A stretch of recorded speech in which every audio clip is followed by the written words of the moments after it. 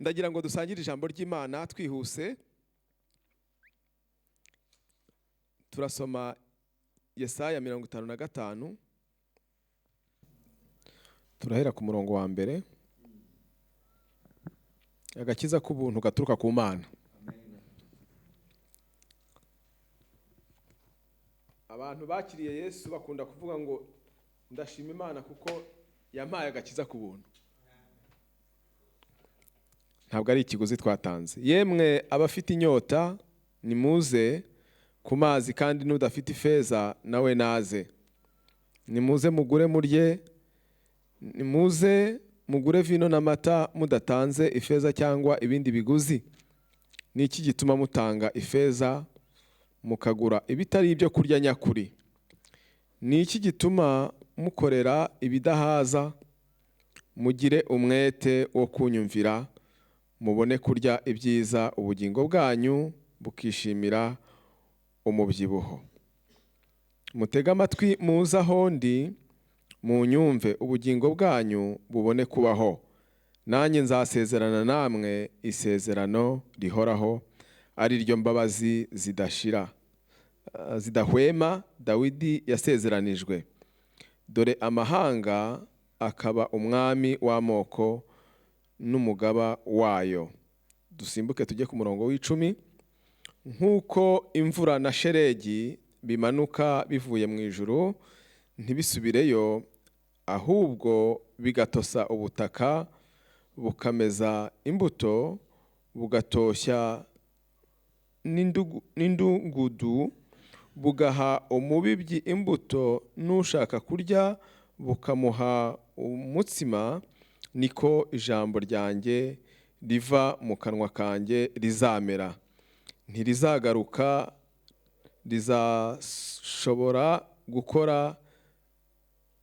ntirizagaruka ubusa, ahubwo rizasohoza ibyo nshaka, rizashobora gukora icyo naritumye. Imana ishimwe cyane. Ndagira ngo tuganire muri iki gitondo ijambo nakwita cyangwa se naha umutwe rivuga ububasha bw'ijambo ry'Imana mu buzima bw'umuntu. Haleluya. Ububasha bw'ijambo ry'Imana mu buzima bw'umuntu.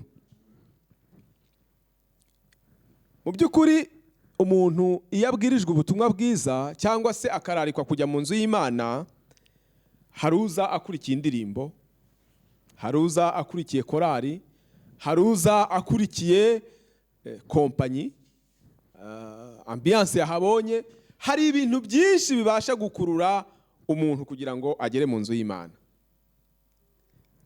Ariko muri ibyo byose biba mu nzu y'Imana, byinshi biba mu nzu y'Imana, harimo ikintu kimwe cy'ingenzi tujya twibagirwa cyangwa se tudaha umwanya nk'uko byakagombye. Icyo kintu ni ijambo ry'Imana. Imana ishimwe cyane. Ijambo ry'Imana rifite ububasha buruta intwaro z'abantu. Nkunda gutanga urugero. Umujura uramukubita, ukamukubita ngo ntazibe, ntazongere kwiba, bakamufata bakamukubita ati mumbabarire rya none sinzongera kwiba. Ariko yava aho ngaho kuko hari ikimurimo kimurusha imbaraga, akagenda kongera kwiba. Imana itugire neza cyane. Ariko hari ikintu kirusha imbaraga inkoni. Hari ikintu kirusha imbaraga amagambo watongera umuntu.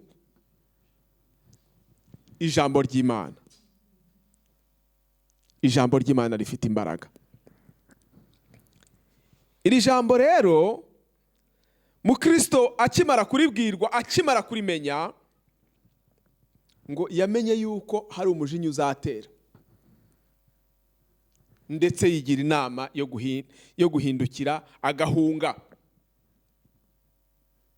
Abwira abo bari baturanye bose, nabonye ubuhungiro kandi namenye inkuru nziza yuko ubwo buhungiro ibyago bizatera kuri iyi si cyangwa se uyu murwa dutuyemo, uzajyayo azaba akiza ibi byago byose. Imana itugirire neza cyane, kuko mu Kristo yumvise ijambo ry'Imana rimugeze mu mutima, yumva ko ibyaha n'imitwaro yari yikoreye yagombaga kubiruhuka. Iyo rero umaze kwakira agakiza cyangwa iri jambo rigeze mu mutima wawe, wumva ufite ishyaka n'inyota ryo gutura imitwaro umuntu yikoreye. Kandi ubu bubasha bw'ijambo ry'Imana tumaze gusoma, iri jambo rirakumurikira mbere na mbere. Haleluya. Ndagira ngo rero tuganire ku mimaro mikeya, cyangwa se turagerageza kuvuga muri make muri ubu bubasha bw'ijambo ry'Imana. Umumaro wa mbere w'ijambo ry'Imana nshaka kuvugaho, ijambo ry'Imana ni urumuri, la lumière. Ijambo ry'Imana rimurika ahantu hatabona mu mutima w'umuntu. Sinzi niba hari umuntu wari winjira ahantu hari umwijima, l'obscurité, umwiza. Ahantu hari umwijima, iyo udafite urumuri ugenda ugonga ibikuta, ugwira ibintu kubera yuko hatabona. Iri jambo ry'Imana rero tuvuga rifite ubutware cyangwa imbaraga yo kumurika mu mutima w'umuntu. Haleluya. Njya ndeba aho tekinoloji igeze, ukabona umubyeyi aratwite bakamurika mu nda ye, bakagenda bakereka papa w'umwana, niwe uba ubireba cyane, bakamwereka mu nda y'umubyeyi umwana aho ari, ibyo akora mu nda ukabibona, n'isura ye ukayibona, ndetse n'igitsina cye bakakikwereka. Ni ukuvuga ngo ubuhanga bwateye imbere ku buryo ibyo byose bamurika ukabona mu mutima w'umuntu, mu nda y'umubyeyi. Ariko iri jambo ry'Imana ryo rifite akandi karusho. Haleluya. Kuko muri izi tekinoloji zose, nta tekinoloji ibasha kureba umuntu mu mutima no mu bitekerezo. Nagiye mbona ngo detecteur de mensonge, bakakuzanira icyuma runaka bakashyira imbere, bakavuga bati uyu muntu ibyo yatubwiye ntabwo ari byo, ariko ni ukurarira, ni ukugenekereza. Ntabwo wabasha kumenya mu bitekerezo by'umuntu. Imana idufashe cyane. Ariko ijambo ry'Imana iyo rimaze kumurikira umuntu, ryo riragenda. Haleluya.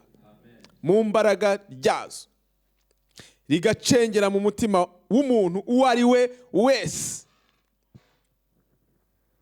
yaba ari wenyine, yaba ari mu bandi benshi.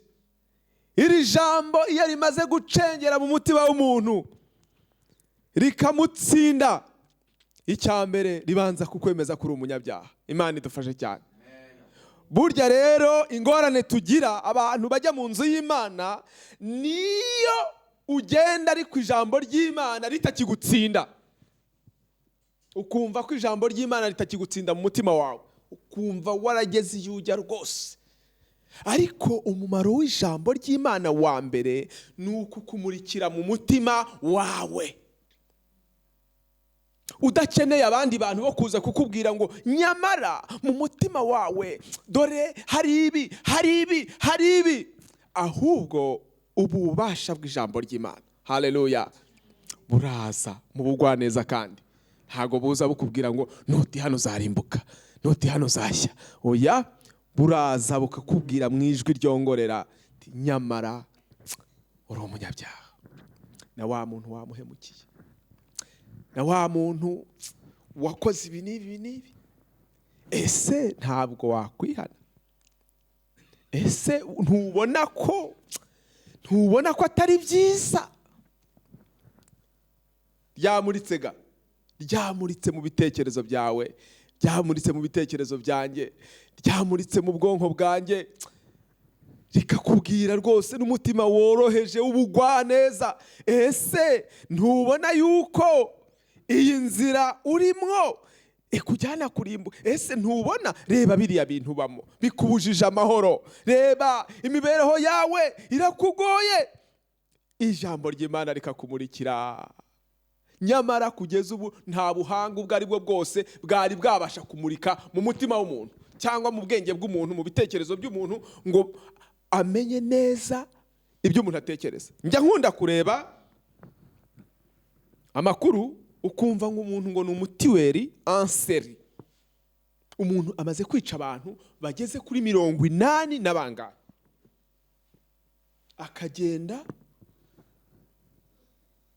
akica abantu hariya akigendera. Ugasanga uwo muntu mu buzima busanzwe ni umuntu utabasha gutekereza ko ari umunyabyaha. Hari uwo mperutse kubona muri Amerika barimo bamuvuga, ugasanga akora cyangwa se afite ubuhanga bwo guhisha ibyo byaha bye akora. N'abahanga bamenyereye iby'ubushakashatsi no kugenza ibyaha ntibashobore gupfa kumumenya, kubera ko hari ubundi buhanga cyangwa se izindi mbaraga Satani amuha zo kwihisha. Ariko uwo muntu nubwo aba ateye atyo, imbaraga z'Imana zo iyo zimugezeho zijya zimumurikira. Haleluya. Zikamwereka yuko ari umunyabyaha, kandi zikamwereka yuko ibyaha bye nta mumaro. Imana itugirire neza cyane. Iri jambo ry'Imana rero ukuntu ari urumuri, iyo rikumurikiye hari ikindi rikora. Umaze kumurikirwa naryo rikakwereka uwo uriwe neza, ubundi ngo riragutsinda. Imana idufashe cyane. Riragutsinda rikakwemeza yuko uri umunyabyaha. Iyo ijambo ry'Imana ritakigutsinda, ritakinsinda, haba hariho ikibazo. Ijambo ry'Imana rirantsinda, nawe rikagutsinda rikakwemeza yuko uri umunyabyaha. Imana idufashe cyane. Umuntu w'umukristo akeneye gutsindwa n'ijambo ry'Imana, kuko iyo rimaze kukumurikira rikakwereka ibyo ubamo, rikakwereka ibitagenda, rikakwereka mu buzima bwawe ukareba uburyo urushye, bikarangirira aho gusa, ukigendera, ukumva nuko bimeze, ukumva nuko byagombye, haba hariho ikibazo. Imana idufashe. Ubundi ijambo ry'Imana rikimara kukumurikira mu mutima wawe, ukabona ko hari ibitaratunganye, ukabona ko hari ibitagenda, ryagombye no kugutsinda. Iyo rimaze kugutsinda rikwemeza nyine kuri umunyabyaha. Iyo rimaze kukwemeza kuri umunyabyaha rikwemeza no guca bugufi ukihana, kuko uwo ni wo mumaro w'ijambo ry'Imana.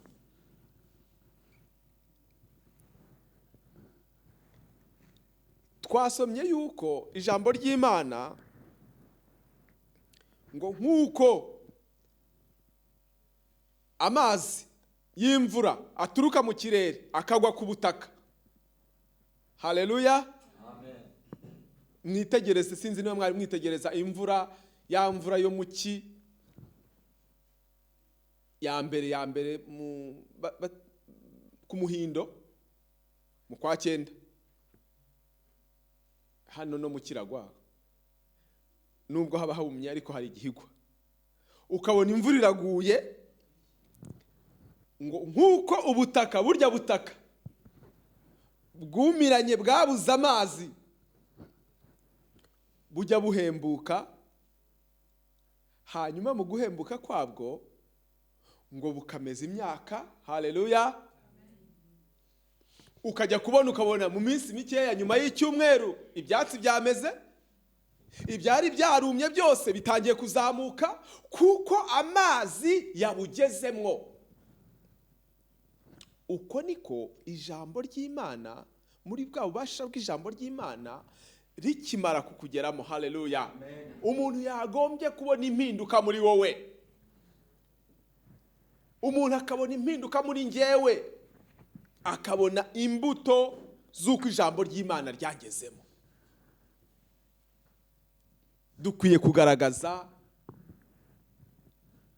impinduka niba ijambo ry'Imana ryaratugezemo. Imana idufashe cyane. Ese hari impinduka zigaragara kubera ko ijambo ry'Imana ryakugezemo? Ese babandi bari bakuzi kwa kundi aho ntago ariko bakikubona? Imana idufashe cyane kugira ngo tujye tugaragaza umumaro w'ijambo ry'Imana mu buzima bwacu. Erega birakwiriye yuko tuba bifuzwa n'ab'isi. Ese koko turabo kwifuzwa n'ab'isi? Cyangwa umuntu ashobora kuvuga ngo niba ari ukugira ngo nakira agakiza mere nk'uriye, ntibikabeho. Imana itugirire neza cyane. Hano rero ijambo ry'Imana riraturaritse ngo yemwe abafite inyota nimuze ku mazi, kandi n'udafite ifeza nawe nazi. Njya mbona akenshi iyo indirimbo ziririmbwa abantu baranezerwa, ukumva koko abantu baguwe neza, abantu bagasimbuka, ndetse ukabona ko n'umuntu rwose yibagiwe hari se ibibazo bye n'intambara, kandi niko bimeze no mu buzima, nta nubwo ari ibya none. Na Sawuli ngo igihe kimwe mu buzima bwe ari umwami, hari igihe yajyaga ahangwaho n'imyuka mibi. Hanyuma muri iyo myuka mibi yamuhangaho ngo bamugira inama, baramubwira bati shaka umuntu wo kujya gucurangira. Ngo hanyuma bazana Sawuli, Dawidi wari umwana mutoya, akajya amucurangira. Hanyuma ngo yamucurangira, ya myuka mibi yajyaga ihanga kuri Sawuli ngo igahunga, agacururuka. Imana itugire neza cyane. Urumva yuko rero indirimbo kuba zinezeza umutima, kuba zigira kubohora abantu, nabyo ntago ari ibya none. Ariko ijambo ry'Imana naryo rifite imbaraga n'umwanya waryo ntagereranywa kandi ndasimburwa. Nyamara abantu ntago dukunda kugira uwo mwanya. Umuntu wese yakwibaza impamvu, ese ni kubera iki indirimbo zishobora kuririmbwa abantu bakanezerwa, ariko ijambo ry'Imana ryagera, umwanya w'ijambo ry'Imana wagera, abantu bagasa nkaho badatekanye. Imana idufashe cyane. Nuko hariho imbaraga, icyambere hariho imbaraga zirwanya ko iri jambo ry'Imana ryamamara kandi rikora umurimo waryo. Izo mbaraga z'umwijima zirahari. Izo mbaraga zirakora ku manywa na nijoro kugira ngo ubutumwa bwiza butavugwa, kugira ngo ahari se n'ababwumva birangiriraho mu kumva gusa. Ariko igikenewe cyane si ukumva gusa, ahubwo igikenewe cyane ni uko twumva kandi iri jambo ry'Imana rikaduhindura, ngo nk'uko ibi bitonyanga bigwa ku butaka hakamera za nyirasogereza, hakamera imbogeri, hakamera imbuto z'uburyo bwose, abantu bakamererwa neza, niko nawe umusaruro w'ijambo ry'Imana wagombye kugaragara muri wowe mu buzima bwa buri munsi. Umuntu yakwitegereza akabona yuko hari umunezero ukurimo kuko ijambo ry'Imana ryakugezemo, akabona yuko hari ibyishimo bikurimo kuko ijambo ry'Imana ryakugezemo, akabona yuko hari izindi mbaraga zikurimo kubera ko ijambo ry'Imana ryakugezemo. Kuko ubwami bw'Imana si ubw'amagambo gusa. Ijambo ry'Imana tuvuga ntabwo ari ukugira ngo rivugwe gusa birangire, ahubwo ni ukugira ngo riduhindure twere imbuto, kandi imbuto nyinshi ndetse zigumaho. Imana ishimwe cyane. Ese ijambo ry'Imana ryakugezemo? Icyama kandi ndakwifuriza kugira ngo ijambo ry'Imana nawe rikugirire umumaro. Ijambo ry'Imana rero rirahaza. Twavuze ko riramurika ukimenya, twavuze yuko rigutsinda, ariko ijambo ry'Imana rirahaza, rikagutunga, rikakumara inyota. Twese tuzi umumaro w'ibiryo. Umuntu wariye cyangwa se urya neza bimugaragaraho. Usanga ahozagaye, ameze neza, afite itoto kubera ko arya neza. Ugasanga arabyibushye, ugasanga se afite imbaraga, wambureba ukabona ko arateranye. Kubera iki? Muri ya mafunguro afata ya buri munsi harimo iby'umubiri ukeneye mu buzima bwa buri munsi. Iyo muri ayo mafunguro afashe harimo intungamubiri nkeya, nabwo urabibona, arananuka. Ugasanga amagufa yose aragaragara, ugasanga nta gatege. Uko niko n'umukristo utafashe ijambo ry'Imana, utariye neza ijambo ry'Imana bimumerera. Ijambo ry'Imana rero ni ibyo kudutunga bya buri munsi. Mu buzima bwa buri munsi bw'umukristo akeneye ijambo ry'Imana. Ese ujya ugira umwanya wo kumva cyangwa se wo kurya ijambo ry'Imana? Rikakubera ibiryo bya buri munsi, rikaguhumuriza, rikagukomeza. Iyo umuntu yafunguye neza bimugaragaraho. Ijambo ry'Imana rero tumaze gusoma riradukangurira ngo nimuze murye kandi munywe, mudatanze ifeza cyangwa izahabu, mutaguze ibindi bintu, kuko ni ubuntu. Haleluya. Ijambo ry'Imana rirahari, ni ubuntu, turacyarifite. Hari ahandi bidashoboka, hari ahandi banakubonanye iki gitabo byagukomerera cyane, hari ahandi si kure, turabibona uyu munsi wa none. Ushobora gutanga n'ubuzima bwawe kubera ko urimo uvuga iby'iri jambo, ariko twe turacyafite uwo mudendezo. Turacyafite uwo mudendezo wo kuza tugasenga, tugaterana, wo kuza tukaganira iby'ijambo ry'Imana. Ariko hari abandi bakubonanye iki gitabo, ushobora no gutanga ikiguzi cy'ubuzima bwawe. Hari ibihugu njya numva bitari kure rwose, hafi aha ngaha, ukumva abantu barafata intwaro bakarwana kubw'uko bavuga bati natwe tugiye kwirengera, tugira ubu burenganzira bwo gusomera ijambo ry'Imana. Ariko Imana ishimwe yadutuje mu gihugu kirimo uwo mudendezo, utwemerera kumva ijambo ry'Imana, tukaganira ku ijambo ry'Imana, tugahugurana, tugakomezanya nk'uko ijambo ry'Imana ribidusaba, ngo uko urya munsi urushaho kubegera, namwe murushaho guterana kwera, murushaho kubikunda, murushaho gukumbuzanya. Imana itugire neza cyane. Birakwiriye rero mu buzima bwacu bwa buri munsi ngo tugire iryo shyaka. Haleluya. Tugire iryo shyaka, ishyaka ryo kwifuza kumva ijambo ry'Imana. Kandi ijambo ry'Imana ni nk'indorerwamo bundi. Ijambo ry'Imana ni indorerwamo. Nk'uko wireba muri miruwari ukamenya ko hari ibyo ugomba gukosora. Niko n'ijambo ry'Imana riri. Ijambo ry'Imana rikubwira yuko ufite ikibazo mu bugingo bwawe kuko uryirebeyemo.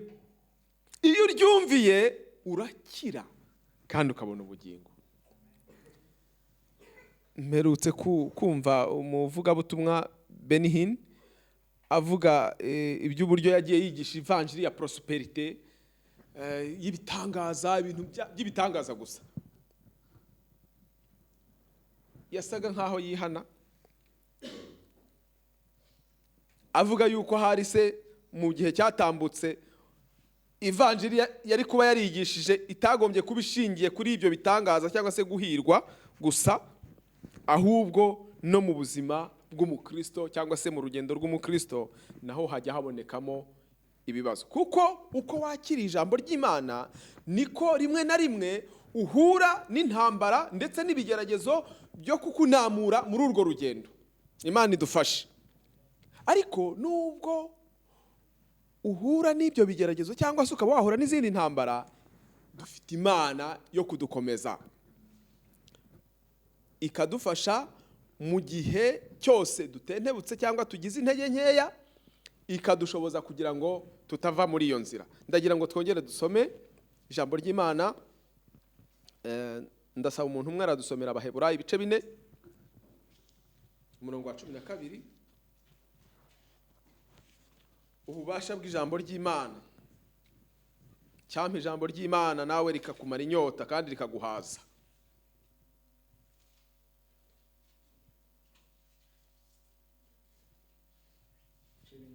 Abaheburayo ibice 4 umurongo wa 12.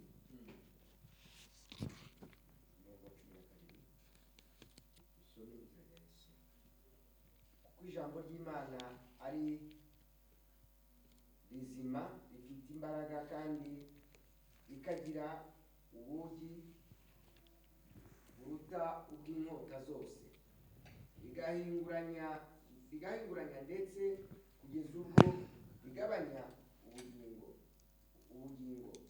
n'umwuka, rikagabanya ingingo n'umusokoro, kandi rikabangukira kugenzura ibyo umutima wibwira ukagambirira. Nta cyaremwe kitagaragara imbere yayo, ahubwo byose bitwikuruwe nk'ibyambaye ubusa mu maso yizatubaza ibyo twakoze. Amen. Haleluya.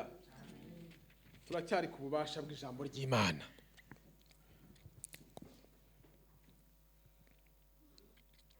Ubundi imbere y'Imana nta kintu na kimwe wavuga yuko gihishwe, ahubwo kuko twavuze ko ijambo ry'Imana ari urumuri, iyo ugiriwe ubuntu n'Imana, Imana ikakumurikira mu mutima wawe, ikakwereka ibyo ugomba gutunganya, ni amahirwe uba ugize.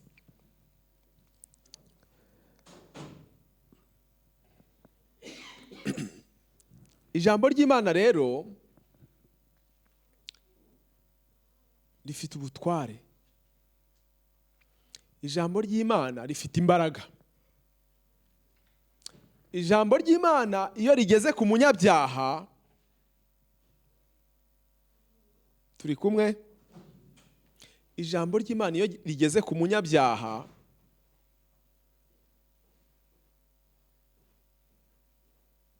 akaryumva, akaryizera, ribasha guhindura ubuzima bwe. Kubera iki? Icya mbere ni uko iri jambo ari rizima. Ntabwo ari ijambo nk'iry'abantu bakomeye, nk'iry'abantu bamenyeye kuvuga gusa. Oya, ahubwo iri ijambo ry'Imana ni rizima kandi rifite imbaraga. Izi mbaraga rero z'ijambo ry'Imana nizo zifite ububasha bwo guhindura umuntu.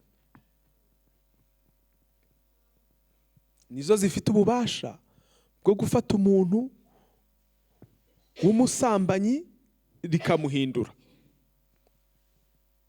akava mu ngeso mbi. Iri jambo ry'Imana niryo rifite ububasha bwo gufata umuntu w'umunyabinyoma rikamuhindura, kuko iri jambo rifite imbaraga kandi ari rizima. Ese iri jambo ryaraguhinduye? Ese iri jambo ryakugezemo? Ese iri jambo tuvuga, iri jambo rizima, iri jambo rya Kristo, iri jambo ry'Imana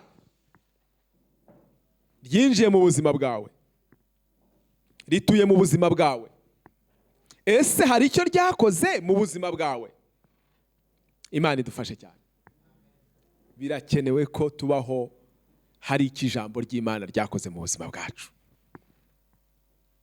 Birakenewe ko wongera kwitegereza ko hari icyo ijambo ry'Imana ryakoze mu buzima bwawe.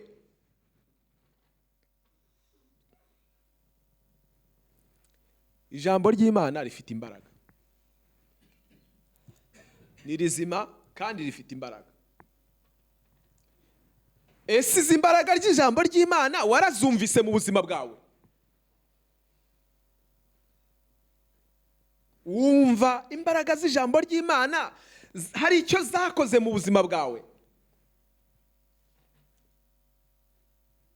Ese hari icyo wabonye zakoze nibura ku buzima bw'abandi? Imana idufashe cyane. Ariko turi abagabo bo kubihamya. Haleluya. Turi abagabo bo kubihamya kuko natwe si uku twari tumeze, kandi nawe si uko wari umeze mbere y'uko iryo jambo ry'Imana rikugeraho. Ariko nk'uko twavuze yuko n'ubundi ijambo ry'Imana ari miruwari umuntu yireberamo, birakwiye ngo ku manywa na nijoro ujye wirebera muri iri jambo ry'Imana. Kandi iyo umaze kuryireberamo bigutera umwete wo kongera kwisuzuma. Hano ijambo ry'Imana riduhaye ikigereranyo ngo ijambo ry'Imana ni nk'inkota. Mu bantu bakunze kuba muri cuisine batunganya ibyo mu gikoni, muzi, reka ndatanga ikigereranyo, batubwiye ngo inkota ityaye mugi yombi itandukanya. Oya, reka ntanga ikigereranyo cy'abantu bakora mu gikoni. Umuntu ufite icyuma arimo akeba imboga muri cuisine, cyangwa se akeba n'ibindi bintu byose bikorerwa muri cuisine. Muzi ububasha bw'ubugi? Mujya mubona ububasha bw'ubugi uburyo nta kintu gipfa kurezista ubugi. Mu by'ukuri upfa gukozaho gusa ukabona ni karoti iratandukanye, igiye hariya indi igiye hariya. Ubu bubasha rero bw'ijambo ry'Imana iyo bugeze mu mutima w'umuntu, mu mutima w'umunyabyaha, mu mutima uwo ari wo wose, kuko burya mu buzima bwacu bwa buri munsi ijambo ry'Imana ridusaba guhora twisuzuma, tukireba, tukiyinira, tukisuzuma mu buzima bwacu bwa buri munsi, kugira ngo hatagira ikitwinjirana. Kuko iyo umaze kwakira agakiza ntabwo ugomba guterera iyo gusa, ahubwo ugomba guhora urinda umutima wawe. Kuko iyo bitabaye ibyo ukarangara nturinde umutima wawe, umwanzi nawe aba ari maso. Kuko iyo umuntu akimara kwihana no kwakira Kristo, hari abadayimoni bahunga muri we. Abadayimoni b'ubwibone barahunga, abadayimoni b'ishyari barahunga, abadayimoni b'uburyo bwose. Ngo abo badayimoni rero baragenda bakajya iyo kure kuko ububasha bw'ijambo ry'Imana hari icyo bwakoze mu mutima wawe, kuko wamaze kwakira Kristo nk'umwami n'umukiza wawe. Ariko ngo baragenda ngo bakazerera iyo mu butayu hataba abantu, ariko bo umumaro wabo cyangwa se intego yabo ni uguhora bareba ya nzu yabo, wa mutima w'umuntu bavuyemo ko arangara. Imana idufashe cyane, ntukarangare, kuko iyo urangaye ba badayimoni bakuvuyemo ucyakira Kristo barongera bakagaruka. Imana idufashe cyane kugira ngo tujye tuba maso. Burya umurinzi iyo aryamye ntabazi igihe umujura ari buzire. Araryama, igihe agatotsi kakwibiye wenda niho umujura ashobora kuzira. Imana idufashe kugira ngo tujye duhora tuba maso.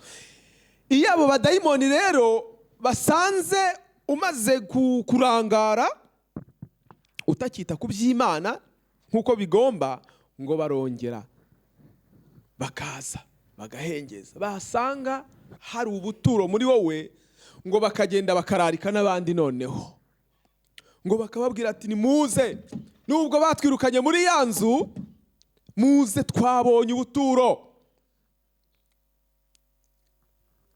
Ngo bakaza noneho bakararika n'abandi badayimoni benshi cyane, ngo bakongera bakinjira muri bwa buturo bwabo, muri wa muntu, muri wa mutima wari waramurikiwe kera. Ariko kuko utabaye maso, kuko umuntu atabaye maso, bigatuma ngo ibya nyuma by'uwo muntu, Imana itugire neza, ngo ibya nyuma by'uwo muntu utarabaye maso ngo birusha ibya mbere kuba bibi. Ngo noneho rero baraza n'iminyururu bakaboha, bakadanangira, bakongera bakadanangira, kubera ko umuntu atabaye maso. Imana itugire neza cyane kugira ngo tujye tuba maso, twoye kujya tuvuga gusa ngo twakiriye rya jambo ry'Imana muri twebwe ngo birangirire aho ngaho gusa. Oya, ahubwo dukwiye guhora turi maso ku manywa na nijoro.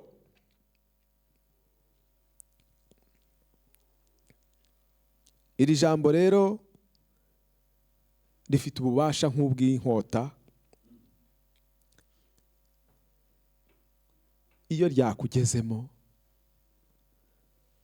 riba rigomba gukata icyaha, kikakikwereka neza, kikakigusobanurira. Iri jambo ry'Imana rikagusobanurira icyaha icyo ari cyo, kandi rikakwereka n'inzira ukwiye gucamo kugira ngo ukireke. Iri jambo ry'Imana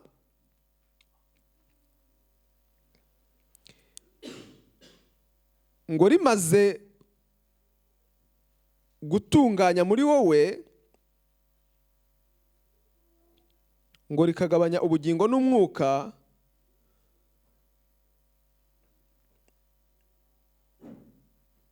ngo hari ikindi rikora. Haleluya! Iki cyo kirakomeye cyane.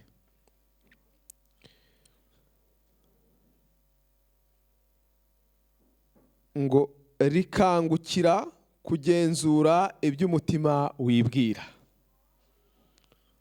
ngo ukagambirira. Iki kintu kirakomeye cyane. Ntabwo ari amagambo y'umuntu gusa, ahubwo ngo iri jambo ry'Imana ngo rijya rigenzura ibitekerezo by'umuntu, rikamenya n'imigambi ye, rikamenya ibyo umuntu yibwira, rikamenyera kure ibyo umuntu yibwira. Mu by'ukuri ushobora kubana n'umuntu ariko we akaba afite imigambi, noneho imigambi ye akaba ayizi we mu mutima we, akaba yigendana mu mutima we, akaba atabasha kuyikubwira. Kandi yenda iyo migambi ikaba atari myiza. Reka ntange urugero. Hari nk'abantu bajya biyahura, umuntu akaba yabanaga n'abantu, ajya agendanaga n'abantu, ariko mu mugambi we, mu mutima we, kubera ko yaruhijwe n'ubuzima, agafata icyemezo cyo kwiyahura, amajwi akamuzamo agafata icyemezo cyo kwiyambura ubuzima. Imana itugire neza cyane. Ni ukuvuga ngo uwo muntu akabaho abana n'abandi, agendana n'abandi, ahari se kubw'intambara yanyuzemo, kubw'ibikomere yanyuzemo, agafata icyemezo kibi nk'icyo ngicyo. Iri jambo ry'Imana rero ryo ngo rifite ubundi bubasha. Haleluya. Ubu bubasha bwaryo ngo ni ubwo kugenzura. Haleluya. Ngo bukagenzura bukamenya ibyo umuntu yibwira. Ninde wari wajya ahantu habereye iminsi mikuru y'abantu bakomeye? Iyo ugiye kwinjira barabanza bakakunyuzaho cya cyuma kireba niba ufite ikintu cya metali muri wowe, bakakwitegereza neza. Burya irya sikaneri niyo ugiye kujya ku kibuga cy'indege baba bareba n'ibyo wambariyeho byose, bakareba niba nta iyo babibonye ubwo ni ubuhanga bw'abantu. Ariko ijambo ry'Imana ryo, haleluya, rifite izindi mbaraga zo kugenzura, zikareba n'ibitekerezo by'umuntu, zikamenya ibyo umuntu ari kwibwira, zikakubwira ziti ibi ntabwo ari byo, nubwo birimo ariko ibi ntabwo bikwiriye umwana w'Imana. Imana idufashe cyane. Muri bwa bubasha bwo gutsinda umuntu, muri bwa bubasha bwo kwemeza umuntu ibyaha, ijambo ry'Imana rirakubwira riti nyamuneka ukwiye guhindukira, kuko niwo mumaro w'ijambo ry'Imana. Ndifuza kujya ntsindwa n'ijambo ry'Imana. Ese nawe wumva ugitsindwa n'ijambo ry'Imana? Ijambo ry'Imana rikagutsinda mu buzima bwa buri munsi? Ese wumva iyo wavuye mu nzira ijambo ry'Imana rikagusanga, wumva riguhumuriza ko ugomba kugaruka mu nzira? Imana idufashe.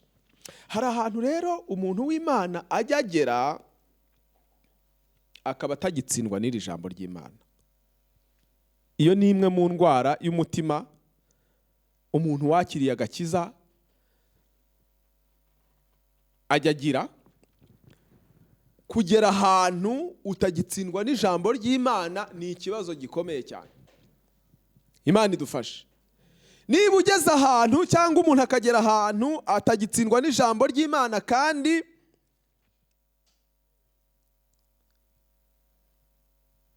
hari icyaha yakoze, ni ukuvuga yuko uwo muntu aba akeneye kongera kugendererwa n'Imana bundi bushya.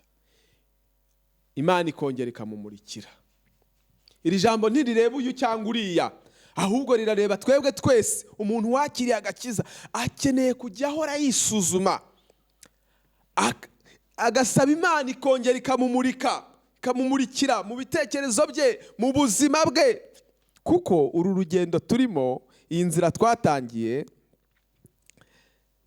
ni urugendo rusaba kudasinzira, kutaryama ngo usinzire.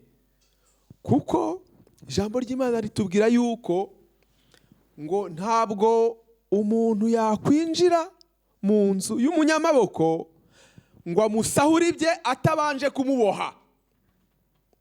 Ni ukuvuga ngo mu ntwaro Satani agira kugira ngo atunyage ubu bubasha bwo gutsindwa n'ijambo ry'Imana, nuko abanza akaboha umuntu, abanza akamuboha akoresheje imigozi y'ubwoko bwose bwinshi.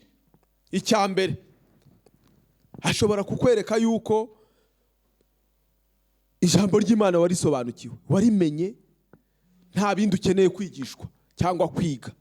Ariko ijambo ry'Imana ritubwira yuko ngo umuntu akeneye guhora yiga uko bwije n'uko bukeye, kuko umuntu wese atarageza aho Satani atageze umwambi. Iyo umukristo rero yamaze kumva yuko yageze ahantu Satani adashobora kugeza umwambi, burya aba ari mu nzira zo gusubira mu Egiputa. Imana idufashe.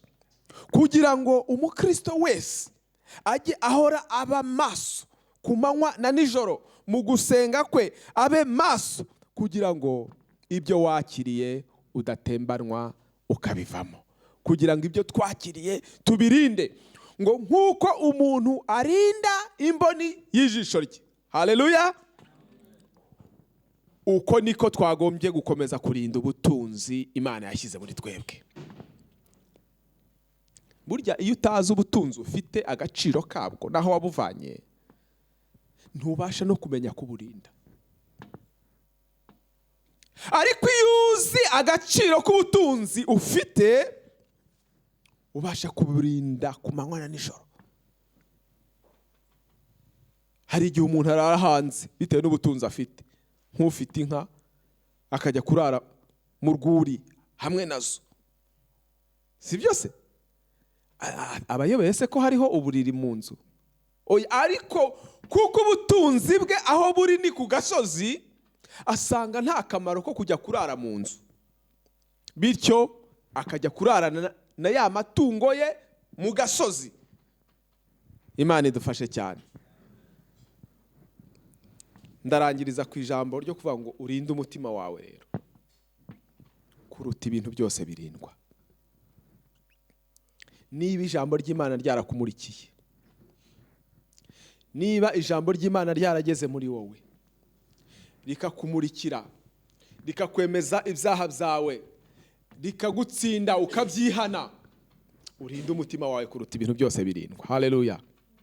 Kuko aho ariho ibintu by'ubugingo bikomoka. Ibuka ubutunzi buturuka mu gukizwa kwawe. Ibuka imigisha yo mu gakiza wabonye kuko wakiriye Yesu Kristo nk'umwami n'umukiza wawe. Iyo utabihesheje agaciro cyangwa se ngo byibuke nk'ibifite agaciro, urarangara ugasinzira, kandi cyari igihe cyo kurinda ubwo butunzi bwawe. Reka turangirize ku ijambo rimwe hano.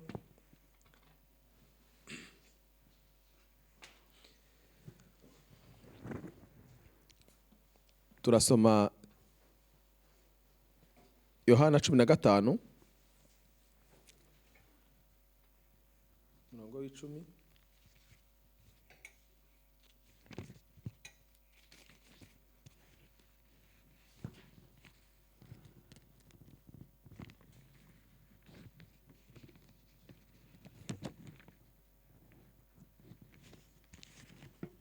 N'uwa 11.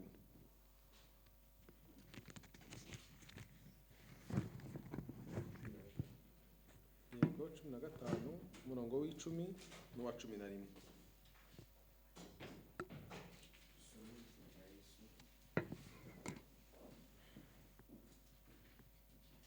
Yohana 15 umurongo w'icumi n'uwa 11. Nimwitondera amategeko yanjye, muzaguma mu rukundo rwanjye, nk'uko nanjye nitondeye amategeko ya Data, nkaguma mu rukundo rwe. 15 kuva ku murongo w'icumi kugeza ku 11. Yes. Nimwitondera amategeko yanjye, muzaguma mu rukundo rwanjye, nk'uko nanjye nitondeye amategeko ya Data, nkaguma mu rukundo rwe. Ibyo mbibabwiye kugira ngo umunezero wanjye ube muri mwe, kandi n'umunezero wanyu ube wuzuye. Imana idufashe cyane. Iri jambo ry'Imana ririmo aya mategeko y'Imana. Iri jambo ry'Imana ririmo ibyidusaba gukora. Iri jambo ry'Imana turasabwa kuryitondera. Iri jambo ry'Imana turasabwa kuryitwararika, kuko ngo ibyo nibyo bizatuma tuguma mu rukundo rwe. Kuko ijambo ry'Imana riravuga ngo ukundishe Uwiteka umutima wawe wose n'ubwenge bwawe bwose, ngo kandi ukunde mugenzi wawe nkawe ubwawe. Urukundo tuvuga rero bene data ntabwo ari urw'amagambo gusa, oya, ahubwo urukundo tuvuga ni za mbuto, ni za mbuto zizagaragara abantu bakazibona. Ntabwo ari urukundo rw'amagambo tuzabona, oya, ahubwo nk'uko ya mvura iva mu ijuru ikagwa mu butaka, ikagwa imbuto zikamera, abantu bagahembuka bagasarura imyaka, mu mbuto zizamera muri bwa butaka, muri rya jambo ry'Imana ryazamutse, harimo ijambo ry'Imana, harimo urukundo tuvuga rutari amagambo. Dukeneye kubona urukundo rutari urw'amagambo, ahubwo umuntu wese akavugana ukuri na mugenzi we, akavugana ibyubaka na mwene se, kandi tukagaragaza uru rukundo mu bikorwa byacu, mu buzima bwacu bwa buri munsi. Nibwo tuzaba abahamya nyakuri b'ijambo ry'Imana, kandi nibwo kuvuga ubutumwa kwacu kuzagira umumaro. Kuko nibigenda gutyo tuzaba nk'aba bafarisayo. Abafarisayo ngo bajyaga bambara imyenda ikagaragaza ibimenyetso runaka, bakajya mu nzira bagasenga berekana ko bazi gusenga gusa, ariko wareba imirimo yabo oya, ukabona rwose imirimo ntaho ihuriye n'ibyo bavuga. Ndetse igihe kimwe Yesu abagereranya ngo n'ibituro. Imana idufashe. Arababwira ngo bameze nk'ibituro biba bisizwe inyuma bimeze neza, ngo ariko imbere ngo harimo ibintu binuka. Imana itugirire neza rero cyane, kugira ngo ubu bubasha bw'ijambo ry'Imana bwongere buze muri njyewe. Uyu mumaro w'ijambo ry'Imana nongere kuwumva mu buzima bwanjye, kandi nawe uyu mumaro w'ijambo ry'Imana uwumve muri wowe, kandi ijambo ry'Imana riduhindure. Twoye kuvuga gusa, ahubwo dukore, urukundo rugaragarire muri twebwe. Imana itugire neza cyane. Tugiye gusenga Imana. Ese ubu bubasha bw'ijambo ry'Imana wabwumvise muri wowe? Ese ijambo ry'Imana rijya rikumurikira muri wowe, mu bitekerezo byawe, ukabona hari ibyo ukwiriye gutunganya? Imana itugire neza cyane. Icyampa muri uyu mwanya ijambo ry'Imana rikongera kukumurikira, rikakwereka mu bugingo bwawe ko hari byinshi ukeneye gutunganya. Maze Kristo nawe ngo ni umunyambabazi, ahora ateze amaboko, ngo niwe wo kwizerwa, kandi yiteguye kubabarira umuntu wese. Uyu mwanya rero tugiye gusenga Imana. Ese hari iki ijambo ry'Imana ryakumurikiye mu buzima bwawe kidatunganye? Ese urumva hari ukundi kuntu wumva ijambo ry'Imana ryakongeye kugukoreramo no kuguhindura?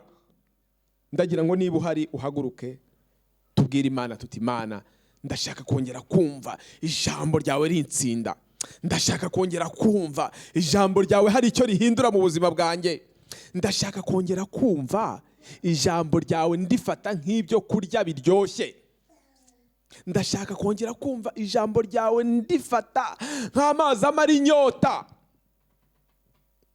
ndashaka kongera kumva ijambo ryawe ndiha agaciro mu buzima bwanjye, ko ribasha gukiza ubuzima bwanjye.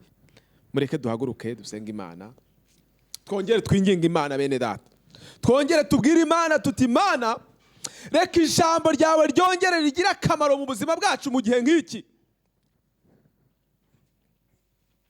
Reka ijambo ryawe ryongere rikora imirimo n'ibitangaza mu buzima bwacu. Reka dufunga amaso, umuntu wese yinginga Imana, abwira Imana muri bwa bubasha bw'ijambo ry'Imana, yongere imurikire ibitekerezo bye. Nimurike ahatabona mu bitekerezo, mu migambi mibi umuntu yagira, mu bitekerezo bidafite umumaro, mu maganya y'isi apfukirana abantu, mu bindi bibazo byose bitwaye abantu. Maze twongere gufata Kristo, ndetse umubwire uti, mfata unkomeze kuko ngiye ngufashe nakurekura. Reka nsabe Pastor Sadiki atuyobore mu gusenga Imana. yinginga Imana kugira ngo twongere kumva ijambo ry'Imana rifite ububasha muri twebwe. Amen.